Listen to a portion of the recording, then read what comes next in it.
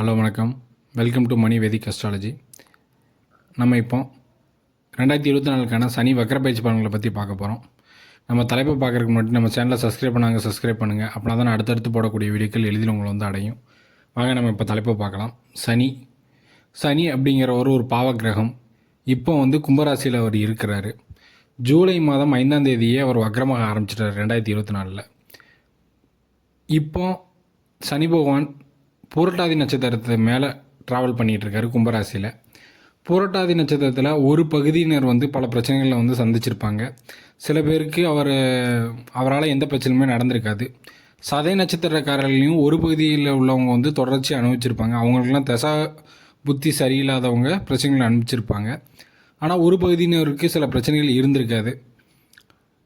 இப்போ இந்த பூரட்டாதி நட்சத்திரத்து மேலே போகலை எந்த நட்சத்திரத்தை வந்து பாதிக்கும் அப்படின்னா, கரெக்டாக சொல்லணும்னா இந்த 2024 பிப்ரவரி மாதத்திலிருந்து ஆயில்ய நட்சத்திரம், கடகராசி ஆயில்ய நட்சத்திரத்தையும் கும்பராசி பூரட்டாதி நட்சத்திரத்தையும் வந்து சனி வந்து பாதிச்சிட்ருக்காரு.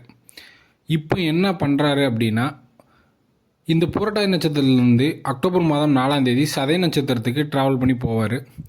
இந்த நேரத்தில் கடகராசி பூசம் நட்சத்திரத்தை பாதிப்பார். அதே மாதிரி கும்பராசி சதய நட்சத்திரத்தையும் பாதிப்பார்.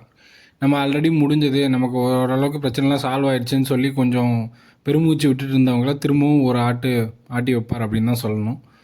இருந்தாலும் பெரிய அளவுக்கு பாதிப்பு எல்லாத்துக்குமே இருக்குமான்னு கேட்டால் கண்டிப்பாக இல்லை. உங்களோட தசாபுத்தி, அதாவது உங்களோட பிறப்பு ஜாதகத்தில் 6ஆம் இடத்த அதிபதி 8ஆம் இடத்த அதிபதியோட தசை, அல்லது அந்த 6ஆம் இடம் 8ஆம் இடத்தோட சம்மந்தப்பட்ட கிரகங்களோட தசை, பாவத்துவமான ராகுவோடையோ சனியோடையோ சேர்ந்த கிரகங்களோட திசை நடந்தால் மட்டும்தான் பாதிப்புகள் ஏற்படும். மற்றபடி பெரிய லெவலில் பாதிப்புகள் இருக்காது. வயதானவர்களுக்கு பாதிப்புகள் இருக்காது. இந்த இளம் வயதினர்னு சொல்லப்படக்கூடிய 25 வயது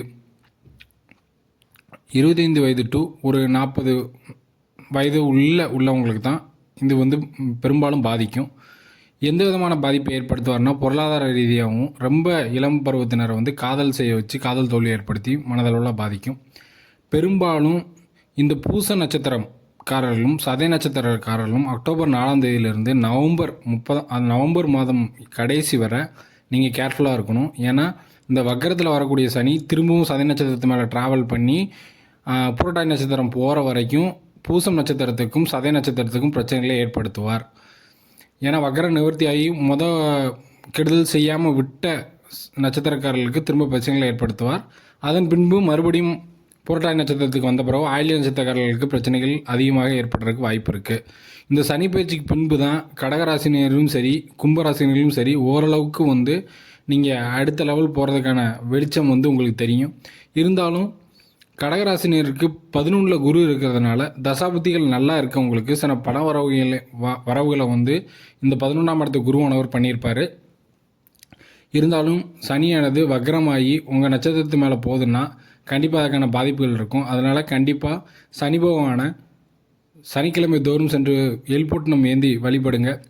ஊனமுற்றவர்களுக்கும் தூய்மை பணியாளர்களுக்கும் நீங்கள் எந்த அளவுக்கு நல்லது செய்கிறீங்களோ அந்த அளவுக்கு சனி பகவான் மனம் குளிர்வார். அவரோட ஆசீர்வாதத்தினால உங்களை வாழ்க்கையும் நல்லாயிருக்கும்.